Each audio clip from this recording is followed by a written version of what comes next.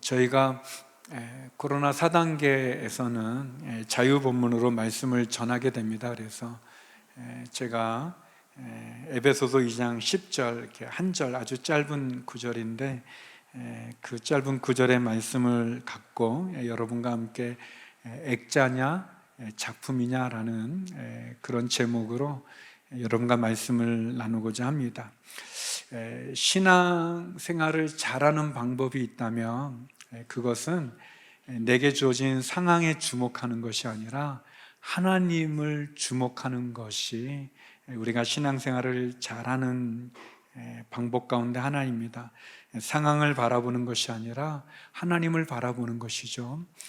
감옥에 갇힌 이 죄수들이 그 감방 안에 있는 그 벽을 바라보고 사방이 막혀 있는 그 현실 앞에 좌절할 수도 있지만, 그러나 그 창으로 난 하늘을 바라보면서 꿈을 가질 수 있는 것처럼, 감방을 보는 것이 아니라 별을 보는 것처럼, 세상을 보는 것이 아니라 하늘을 보는 것처럼, 땅을 보는 것이 아니라 영혼을 보는 것처럼 우리의 신앙이 상황과 환경 가운데 낙심하고 절망하지 않고 우리를 사랑하시는 하나님에게 우리의 시선을 맞출 때, 하나님을 주목할 때 우리는 새로운 힘을 얻을 수 있습니다.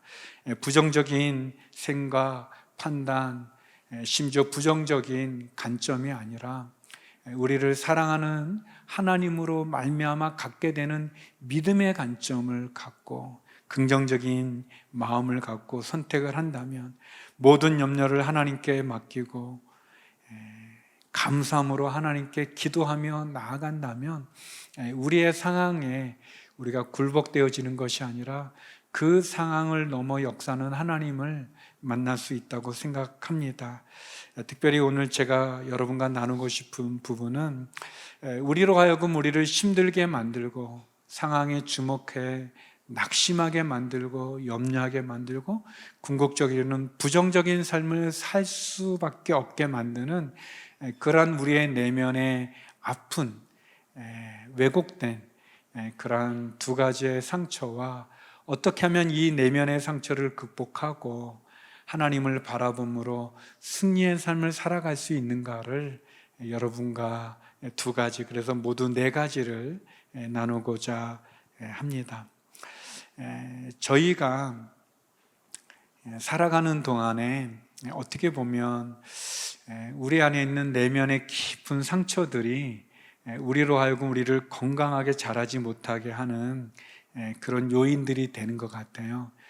그 중에 첫 번째는 굶주림입니다. 굶주림. 우리 테레비로 이제 보시겠군요. 우리 채워지지 않는 갈망인데요. 어떻게 보면 굶주림이라고 하는 거는 무언가에 이렇게 집착하게 만드는 그런 깨어진 감정입니다. 이렇게 만족과 쉼이 없는 삶, 마치 밑빠진 독처럼 채우고 채워도 만족되어지지 않는 그런 상한 마음입니다. 창세기에 보면 야곱이 나옵니다. 아버지가 이삭이었는데, 근데 이제 그 야곱은 쌍둥이였어요. 그러니까 이제 쌍둥이니까 뭐 이렇게 나이 차가 많이 나는 형이 아니고 뭐 짧은 형인데 에서라고 하는 형이 있었고, 그 뒤에 이제 나온 야곱인데, 그 아버지 이삭은 형 에서를 좋아했습니다. 왜냐하면 그 아버지 이삭은 우리가 아는 것처럼 그 아브라함이 이삭을 그 하나님께 제물로 바치잖아요. 그 청소년쯤으로 생각하는데, 그럴 때 이제 창세기에 보게 되면 이삭이 아버지가 자기를 죽이려고 하는데도 가만히 있어요. 모르시나요? 너무 느낌이 이렇게 반응이 없어서 저를 쳐다보시고 근데 이제 좋게 보면은 이삭이 아버지를 믿어서 아버지 다 뜻이 있어서 저렇게 나를 죽이시겠지라고 할 수도 있지만, 정상적으로 생각하면 이 청소년인, 그리고 이 아버지는 한 115세 정도, 이렇게 정확하게 그때 이삭의 나이가 안 나와서 모르지만 아무튼 뭐 한 15 정도 됐다고 본다면 100세도 넘은 그 아버지가 자기를 죽이려고 하는데 가만히 있다는 거는 조금 쉽지 않은 경우예요. 그래서 어떻게 보면 이삭은 굉장히 성품이 온순한 사람입니다. 온유한 사람이죠. 그래서 이삭은 어떻게 보면은 온유하고 온순한 거는 좋기는 한데 이렇게 다른 사람들한테 치이는 거예요. 강한 사람들이 있으면은 치여요. 그래서 이 아비멜렉 왕이 이 그랄 골짜기에 우물을 팠는데 그 우물을 뺏어도 그냥 가만히 있고 뺏기고 그런 모습을 좀 가져요. 아버지 이삭이 좀 그러기 때문에 그는 그의 아들 중에 남자답고 아주 힘이 넘치고 싸우고 또 사냥도 잘하는 에서를 어쩌면 더 좋아했습니다. 어쩌면 자기를 좀 닮은 것 같은 야곱, 엄마 치마폭에 있는 야곱은 조금 마음에 안 들 수도 있어요. 그리고 또 이삭이 미식가였어요. 이게 먹는 걸 굉장히 좋아하는. 저는 그렇지는 않아요. 그런데 또 이게 먹는 거에 의미가 있는 분들이 또 계시잖아요.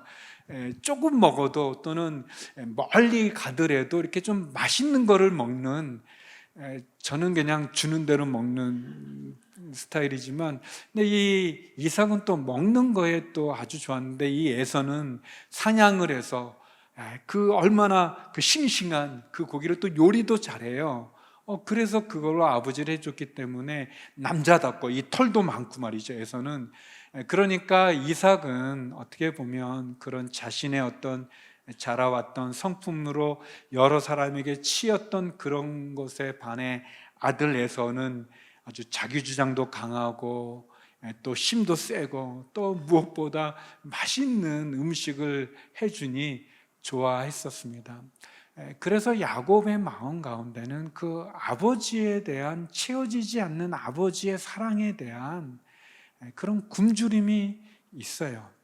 우리 창세기 27장 11절 12절 말씀인데요, 우리 좀 멀어서 잘 안 보이겠지만 우리 같이 한번 보이는 분들 읽어보겠습니다. 시작.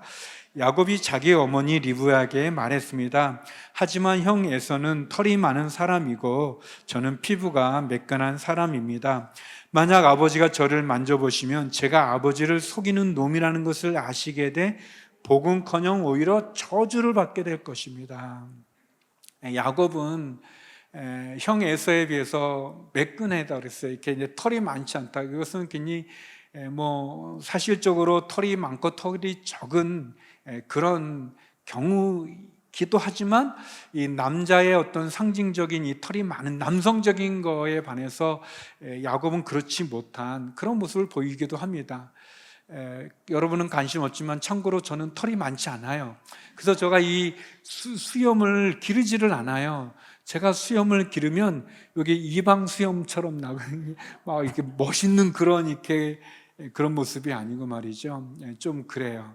근데 이제 그런 안타까움이 있는 거예요, 야곱이. 근데 여기 자세히 보면 이렇게 말하잖아요. 아버지가 만약 자기를 만져보고 자기가 에서가 아니고 아버지를 속인다는 것을 알게 되면 복음커녕 오히려 저주를 받게 될 거다.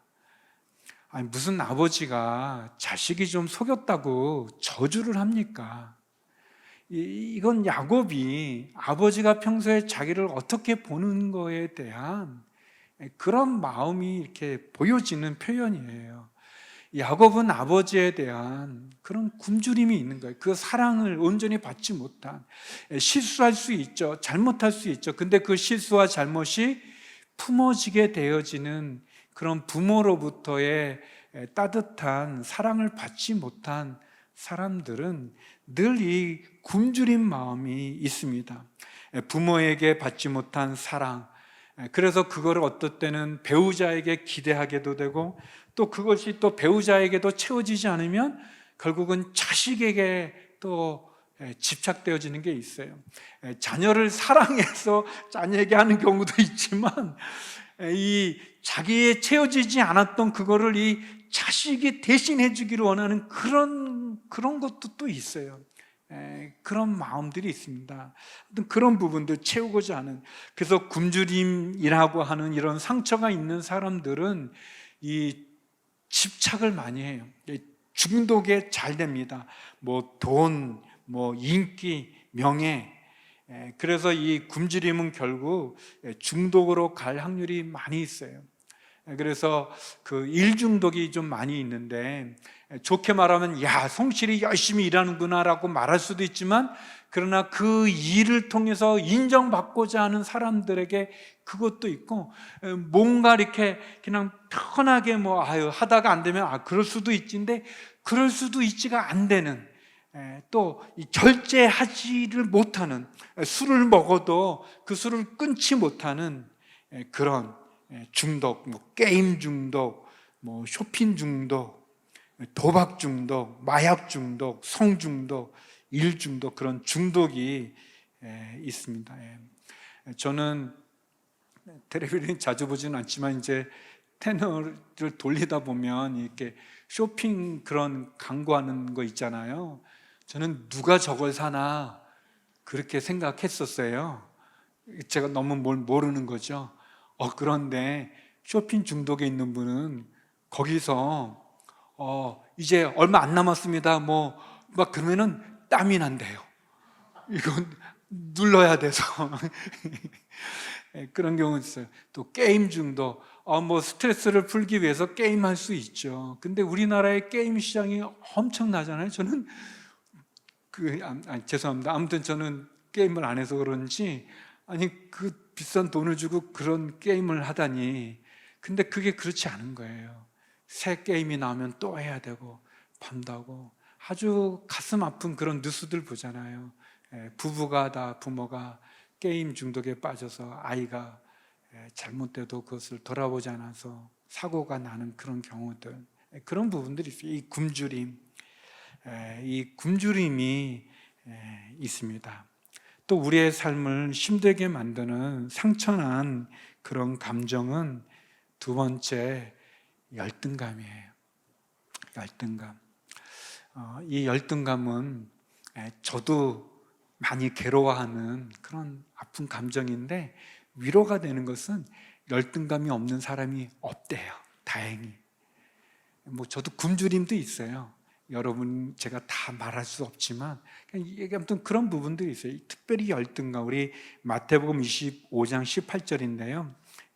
이런 말씀이 있습니다. 예수님의 달란트 비유 가운데, 그러나 한 달란트 받은 종은 가서 땅에 구덩이를 파고 주인의 돈을 감춰 두었다. 우리가 아는 것처럼 주인이 먼 길을 떠나게 될 때 그 종들의 능력에 따라, 그 종의 능력에 따라라고 그랬거든요. 능력에 따라 한 달란트를 주기도 하고, 또 어떤 사람에게는 2달란트를, 또 어떤 사람에게는 5달란트를 주기도 했어요. 이 달란트를 한 사람은 한 1억 정도 된다고 본다면, 한 사람에게는 1억을, 한 사람에게는 2억을, 한 사람에게는 5억을, 큰 돈이죠. 그걸 줬는데, 제가 상한 감정의 치유라고 하는 데이빗 A. 시멘스라고 하는 분이 쓴 책이 있어요. 굉장히 오래된 책인데, 오래전에 나온 책인데, 거기에서 제가 알게 된 건데, 그 교수님은 이 예수님의 비유 가운데 이 한 달란트 받은 사람이 왜 땅에다가 숨겨뒀을까? 땅은 안전해요. 그 당시에 은행도, 전쟁도 나고 막 그러다 보니까 은행도 안전한 곳이 아니고 그냥 땅에다가 이렇게 감춰두는 게 안전한 겁니다. 아주 한 10년인가 아무튼 7, 8년 전에도 한번 이 조폭분이 이 5만 원짜리 돈을 엄청나게 많은 것을 밭에 숨겼다가 그 포크레인을 해서 그게 발각된 적이 있었어요. 제가 쌤통이라고 그랬는데, 그런 경우들이 있는 것처럼 옛날에는 이 땅 속에, 그래서 예수님 비유 중에 이 마태복음 13장에 나오는 비유 중에 이렇게 밭에 감추인 보화를 발견한 비유가 나오는 것처럼 이 땅에 숨겨두는데, 그 데이비드 A 시멘즈 박사님은 이 한 달란트 받은 그 큰 돈인데, 그 큰 돈을 땅에 묻어둔 사람은 왜 묻어뒀을까? 라는 거에 새로운 관점을 얘기하시더라고요. 그는 우리는 이제 이 사람이 일하기 싫어하고 그냥 원금만 보존하려고 이제 그렇게 감췄다고 저는 생각했는데, 그 책에서는 그렇게 얘기하더라고요. 아마 이 한 달란트 받은 사람은 실패의 경험이 있지 않았을까? 그래서 주인이 무섭기 때문에 그 원금을 잊어버리지 않으려고 하지 않았을까? 아니면 자기는 한 달란트만 주고 저 사람은 2달란트, 저 사람은 5달란트 준 그 비교 속에서 갖게 되어지는 열등감 속에서 그는 일을 하고자 하는 의욕조차 잃어버린 것이 아니었을까? 그런 얘기를 하는데 제가 굉장히 새롭게 와닿았어요. 열등감이라고 하는 것은 뭐냐면 자기 스스로를 비정상적으로 낮게 평가하는 거예요.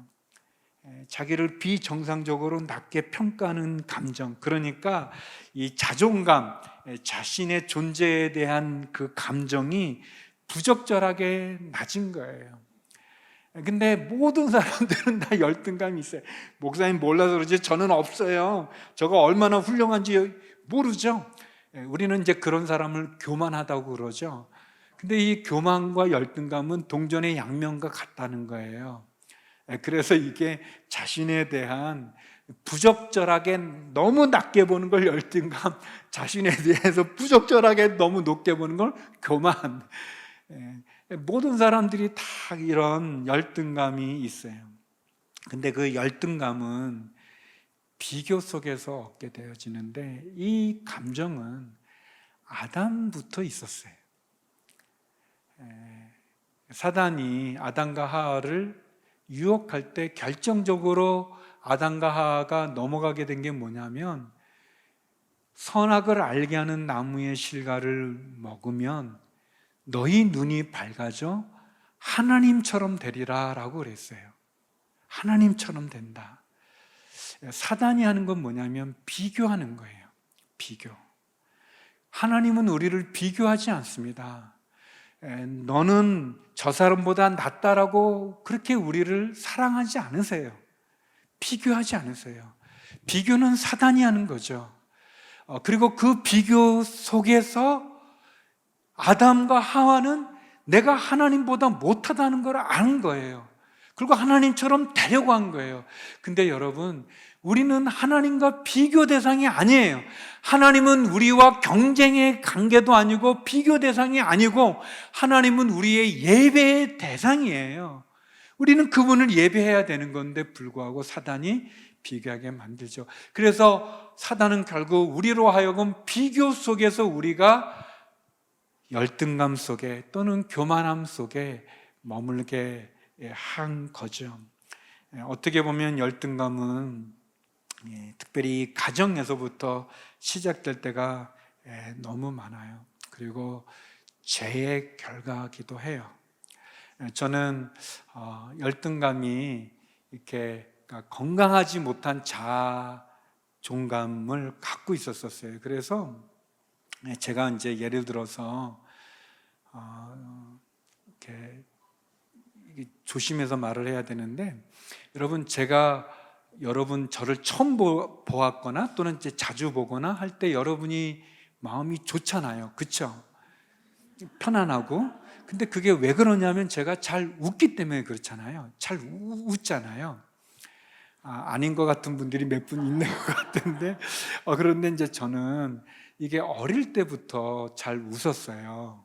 왜 그런지 모르겠어요. 그러나 아무튼 잘 웃고, 그 다음에 이제 그 앞에 이가 그 토끼처럼 이렇게 좀 튀어나와서 입술을 다물면 윗입술이 땡겨요. 그러니까 좀 보통 때 입을 좀 벌려야 되는, 그게 편해요. 그러니까 이가 보이는 거야, 이가. 그러면 여러분 멀리서 보면 이가 보면 웃는 것처럼 보이고, 또 저는 이제 눈웃음을 치는 거예요. 저는 눈웃음을 몰랐어요. 그런데 제가 이제 초등학교 때, 중학교 올라갔을 때 제 모교회에 중학교 2학년 누나가 있었어요. 그리고 친한 누나도 아니에요. 잘 모르는, 그냥 알기만, 얼굴만 아는 누나인데 제가 친구들하고 같이 이렇게 있었거든요. 근데 그 누님이 오셔가지고 이름도 제가 알아요. 전에 한 번은 이름까지도 말한 적이 있는데 오늘은 그냥 참겠어요. 그런데 아무튼 얼마나 상처가 됐으면 그 옛날 중학교 몇십 년 됐는데도 기억하잖아요. 근데 그 누님이 오셔가지고 그러는 거예요, 저한테. 종길아, 왜 넌 남자가 눈웃음 치니? 눈웃음 치지 마! 하고는 갔어요. 저는 그 누님한테 제 웃음이 어떤 웃음인지 물어보지도 않았어요. 평가해 달라고도 안 했어요. 저는 친구들하고 얘기하고 있었어요. 근데 혼자 오셔가지고 저한테 그렇게 했는데, 근데 그 느낌, 그 눈웃음 치지만 그게 좀 안 좋게 느껴지더라고요. 저는 이제 집에 누님이 두 분 계시거든요. 형이 한 분 있고 누님이 있어서 제가 작은 누나한테 물었어요. 누나, 눈웃음이 어떤 웃음이야? 그랬더니 너같이 웃는 걸 눈웃음이라고 그래. 이제 이렇게 그렇게 가르쳐 주셨어요. 그래서 제가 저를 싫어했어요. 그러니까 제 웃는 얼굴을 싫어했어요. 왜냐면 그래서 제가 중학교, 고등학교, 이게 군대 가서 제가 이제 회복이 됐는데 그 중고등학교 때 찍었던 사진들 보면 제가 다 이상해요, 표정이. 그리고 이제 뭐 좀 썰렁한 얘기지만 이제 제가 회장을 했었거든요. 근데 저희 모교회는 회장이 강고를 했었어요, 그 예배 시간에. 이제 강구하고 그러는데 성탄절 되면 저희가 이제 24일 날 이제 올라이트라고 이제 밤새도 놀고 그랬는데요. 그때 이제 뭐 크리스마스 카드 나누고 그러는데 제가 이제 뭐 선물 귀하는 거 할 때 이제 카드 여러 개 받았는데 거기 보니까 오빠 저를 보고 웃는 모습이 너무 좋았어요. 메리 크리스마스 그런 거. 그 이름을 보니까 제가 싫어하는 애예요. 저는 걔 보고 웃은 적이 없어요. 근데 이제 이 강고를 하다 보니까 그렇게 이제 오해하는 거예요. 아무튼 그런 모든 게 좀 싫었어요. 저는 이 웃는 것 때문에 어떻게 할 수도 없고 뭐 그랬었어요. 안 좋은 거죠. 근데 여러분, 아까 제가 물어봤던 것처럼 여러분, 제가 웃어서 여러분 마음이 편하고 또 제가 웃는 얼굴이 여러분 마음에 기쁨 안 주나요? 뭐 아무튼 이제 근데 이제 제가 군대에 가고 군대에서 이제 어른이 됐어요. 이제 대부분 남자들이 그렇잖아요. 여러 가지 가정 속에서. 그리고 제가 저 자신을 인정하고 사랑하게 되고 제 이 웃는 얼굴조차 사랑하게 됐어요. 근데 제가 신학교 이제 3학년 됐을 때, 군대 갔다 와서 다시 복귀했을 때, 우리 선배 중에 꼰투하다가 목회자 되신 분이 있었어요. 신학교 오신 분. 그분은 눈이 얼마나 무서운지, 눈에서 뭐 호랑이 그런 광기같이 그거 찢어진 눈에다가 굉장히 무서워요. 그리고 꼰투를 하셔가지고 이렇게 얼굴이 많이 상하셨어요. 무서워요. 근데 그 선배님이 저를 굉장히 부러워했다는 거예요. 내가 너 얼굴만 돼도 떴을 텐데. 설교도 잘하시고 그랬던 분인데, 저는 몰랐어요. 그러니까 제 웃는 얼굴을 부러워하는 분이 있을 줄 몰랐던 거예요. 그거는 저에게도 좀 열등감이 많이 있어요. 여러분, 키가 큰 사람 좋아 보이죠? 키가 큰 사람은 키가 크다고 싫어해요. 그러면 키가 작은 사람 좋아 보겠죠? 키가 작은 사람 작다고 싫어해요. 그러면 키가 중간인 사람 좋아 보이겠죠? 어중간하다고 싫어해요. 사람의 이 상한 마음, 열등감은 뭘 해도 다 싫어해요. 자매님 보고 오늘 얼굴이 너무 예쁘세요. 그러면 이 열등감 속에서는 뭐야, 내 얼굴이 화장빨이라는 거야? 뭐야? 또 얼굴이 좀 안 돼 보여요. 무슨 일 있어요? 그러면 뭐야, 내 얼굴이 상했다는 거야? 아무튼 칭찬을 하면 칭찬해도 뭐라고. 그러면 또 그 사실대로 말하면 또 사실. 이 열등감은 우리를 교만하고 그리고 낮은 자존감 속에 어렵게 만들어요. 그러면 어떻게 해야 되는가? 이 굶주림, 우리를 중독에 빠지게 하고 집착에 빠지게 하고 이 열등감, 남과의 끊임없는 비교 속에서 우리 자신을 망가뜨리고 사랑하지 못하게 만드는 우리 어떻게 해야 되는가?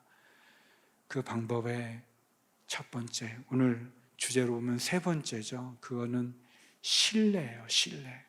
하나님을 신뢰하는 거예요. 요한복음 10장 3절인데요. 우리 같이 한번 읽어보겠습니다. 시작. 문지기는 목자를 위해 문을 열어주고 양들은 목자의 음성을 알아듣는다. 목자는 자기 양들의 이름을 하나하나 부르며 밖으로 데리고 나간다. 여러분, 우리가 굶주림이라고 하는, 열등감이라고 하는 상한 감정으로 힘들 때 우리가 이것을 극복할 수 있는 첫 걸음은 하나님을 신뢰하는 거예요. 예수님을 신뢰하는 거예요. 여기 보면 문지기는 목자를 위해 문을 열어주고 양들은 목자의 음성을 알아듣는다. 목자는 자기 양들의 이름을 하나하나 부르며 밖으로 데리고 나간다 그랬어요. 우리의 목자 되신 예수님은 우리를 아시는 거예요. 우리의 지나온 동안 우리가 가정에서 받았던, 또는 사랑하는 사람들로부터 받았던, 또 내가 신뢰했던 사람으로부터 받았던 상처와 아픔과 그 버림받음과 그리고 비교 속에서 가졌던 아픔을 주님 아시는 거예요. 우리를 아시는 거예요. 우리를 아는 그 주님을 신뢰하는 거죠. 그분은 우리를 비교하지 않아요. 제가 주님이 좋은 것은, 주님은 저를 누구와 비교해서 말하지 않아요. 종종은 아주 가끔 1년에 한 두세 번 정도,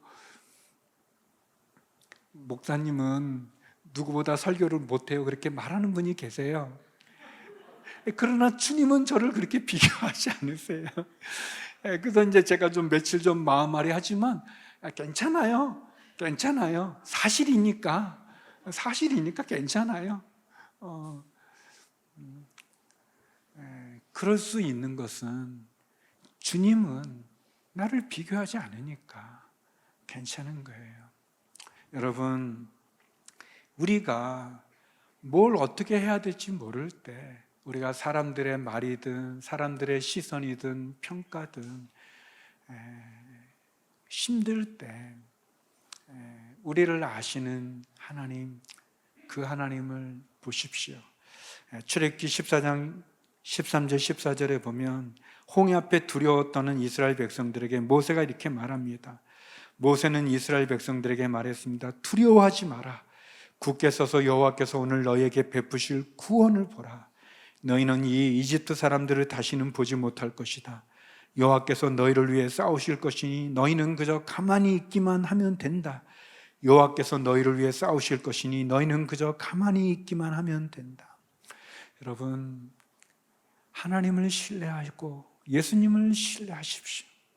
우리를 아시는 그분, 나의 사정과 형편을 아시는 그분, 비교하지 않으시고 우리를 향해 끊임없이 기다려주는 그분을 신뢰하십시오. 마지막 네 번째면서 우리의 이 상한 감정에서 우리가 회복될 수 있는 방법은 창조예요. 창조. 이거는 너무너무 좋은 거예요. 지금까지 제가 이 이야기를 하고 싶어서 좀 개인적인 얘기도 하고 좀 길게 왔어요. 오늘 본문이에요. 우리 같이 한번 읽어보겠습니다. 에베소서 2장 10절 시작. 우리는 하나님께서 미리 예비하신 선한 일들을 위해 그리스도 예수 안에서 창조된 하나님의 피조물입니다. 하나님께서는 우리가 선한 일들을 행하며 살기를 원하십니다. 하나님께서 우리를 창조하셨다는 거예요. 하나님이 우리를 만드셨다는 거예요. 여러분, 여러분이 태어날 때 나는 남자로 태어나겠습니다. 나는 대한민국에서 태어나겠습니다. 나는 박씨 집안에, 김씨 집안에, 이씨 집안에, 그런 사람 누가 있어요? 아무도 없어요. 아무도 없어요. 그런데 우리는 하나님, 예수님 안에서 하나님의 피조물이라는 거예요. 하나님의 창조된 피조물이라는 거예요. 너무 놀라워요. 다시 말하면 하나님의 피조물이라는 이 피조물이라는 말이 작품이라는 그런 뜻이에요. 우리는 하나님의 작품이라는 거예요. 하나님이 우리를 빚으신 거예요. 여러분, 저는 또 이제 이 얼굴에 이 웃는 눈웃음과 함께 뭐가 있냐면 이 턱이 좀 이렇게 세게 나와 있어요. 이렇게 오각형이에요, 오각형. 그래서 이제 우리 아들들도 약간 오각형이에요. 그런데 이건 예를 드는 거예요. 우리 애들이 그랬다는 게 아니고 예를 드는 건데, 뭐냐면 우리 아들이 거울을 보면서 심각한 표정을 짓더니 저를 보고, 아빠 돈을 좀 많이 벌어야 되겠어요. 무슨 목사가 돈을 많이 버니 왜 여길 좀 깎아야겠어요. 그런다고 하면 제가 마음이 어떻겠어요? 얘가 나를 닮은 걸 좋아하지 않는구나. 그런데 만약 우리 아들이 거울을 보면서 아주 빙그리 웃으면서 돌아서서 저를 껴안고, 아빠 오각형이어서 감사해요. 왜? 남자답잖아요. 그러면 제가 얼마나 기쁘겠어요. 여러분, 하나님은 우리를 창조하실 때 우리 안에 하나님의 형상을 주셨어요. 이미지를 주셨어요. 우리는 하나님의 작품이에요. 우리가 우리 자신을 사랑한다는 것은 하나님 만든 그 작품을 내가 사랑하는 거예요. 하나님이 나를 남자로 여자로 이렇게 만들어주신 것을 기뻐하는 것, 그것이 우리에게 얼마나 좋은지 몰라요. 하나님은 우리를 작품으로 만들었어요. 여러분, 근데 작품들에는 이 액자가 있어요. 액자. 그림을 그린 그 작품을 보면은 액자가 있지 않습니까? 근데 액자도 굉장히 멋있어요. 사실은 우리가 이제 미술관 같은 데 가서 보면 그 액자가 멋있어요. 어떻게 보면 액자가 중요한 거는 아니고 작품이 더 중요한 거죠. 그 안에 있는 게 더 중요한 거죠. 그런데 그 작품을 보호하기 위해서, 그 작품을 전시하기 위해서 액자를 만들었는데 우리는 액자에 너무 많은 신경을 쓰는 거예요. 액자가 뭐냐? 우리가 가지고 있는, 우리가 자라오는 동안에 가졌던 거예요. 어떻게 보면 우리가 가지고 있는 여러 가지들, 예를 들면은 고정해주고 돋보이게 하고, 그래서 이 작품을 빛내기 위해서 주어지는 것인데, 그거가 도리어 우리 자신을, 우리의 인생은 하나님과 우리가 만들어가는 작품인데, 우리의 이 인생을 돋보이게 하기 위해서, 고정시키기 위해서 주는 액자에 우리가 너무 많은 걸 신경 쓴 거예요. 어느 학교를 나왔는지, 우리 족보가 어떻게 되는지, 내가 무엇을 갖고 있는지, 거기에 우리의 마음을 빼앗겨서 진짜 중요한 하나님이 우리를 만들어가는 그 작품을 거부하는 거예요. 액자가 아니라 우리에게 중요한 하나님이 우리를 만들어 가시는 그 인생, 그 삶, 그 하루, 우리 자신, 그것을 우리가 놓치는 거죠. 시편 135편 4절에 보면 이런 말씀이 있습니다. 여호와께서 야곱을 선택해 자신의 것으로 삼으시고 이스라엘을 선택해 자신의 특별한 보물로 삼으셨다. 하나님은 저희를 훌륭한 작품으로 만들 뿐만 아니라 우리를 특별한 보물로 삼으셨어요. 시편 139편 14절에 보면 내가 주를 찬양합니다. 주께서 나를 경이롭게 멋지게 지으셨습니다. 주의 작품은 정말 놀랍습니다. 내 영혼이 너무나 잘 알고 있습니다. 사랑하는 성도 여러분, 저는 군대 때 깨닫게 됐어요. 저희 부모님에 대해서도, 또 저희 아버지에 대해서도, 그리고 또 저 자신에 대해서도 제가 알게 됐어요. 하나님, 저를 다른 사람과 비교하지 않고 저를 사랑해 주신다는 것. 전에도 말했지만 저는 운동을 잘해요. 그래서 뭐 축구도 잘하고 탁구도 잘하고 농구도 잘하고 야구도 잘하고 그래요. 같이 있으면 다 잘한다는 말 들어요. 고3 때 저희는 시험을 한 번만 봤는데 시험 끝나고 나서 반대항 시합을 했어요. 이게 남자 학교니까 이제 돈 내는 그런 시합을 했는데요. 제가 3개나 했어요. 3개나.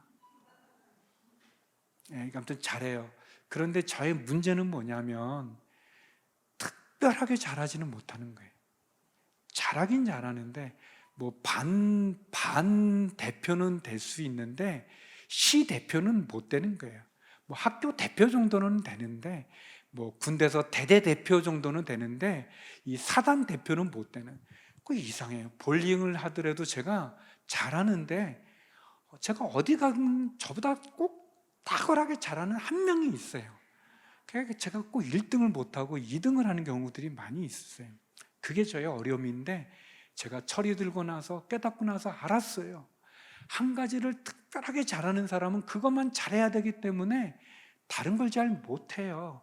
여러분, 박사는 원래 그 박자가 넓을 박자를 쓰는데, 여러분 박사들은 자기 전공한 그것만 알아요. 어떤 분 파리 박사가 있는데요, 파리 다 아는 게 아니고 파리의 그 주둥이 박사가 있는 한 부분, 그분은 다른 건 몰라요. 원래 그 박사는 그런 뜻은 아닌데 그렇게 돼 있어요. 그래야 탁월한 거예요. 제가 알게 됐어요. 이것도 잘하고 이것도 잘하고 이것도 잘하는, 여러 가지를 잘하는 사람이 많지 않다는 걸 알았어요. 저를 사랑하게 되고 하나님을 신뢰하고 하나님 앞에서 하나님이 나를 작품으로 만들었다는 것을 알게 됐을 때 저는 자유하게 됐고 얼마나 좋은지 몰라요.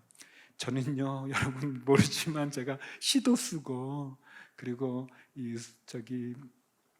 칼럼도 쓰고 스펠도 쓰고 그래요. 또 한번 소설도 쓴 적도 있었어요.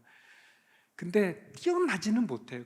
잘하기는 해요. 그래서 교내 경시대에 가잖아요. 거기서 상은 받는데, 그러나 시 대표는 못 되는 그런 약간.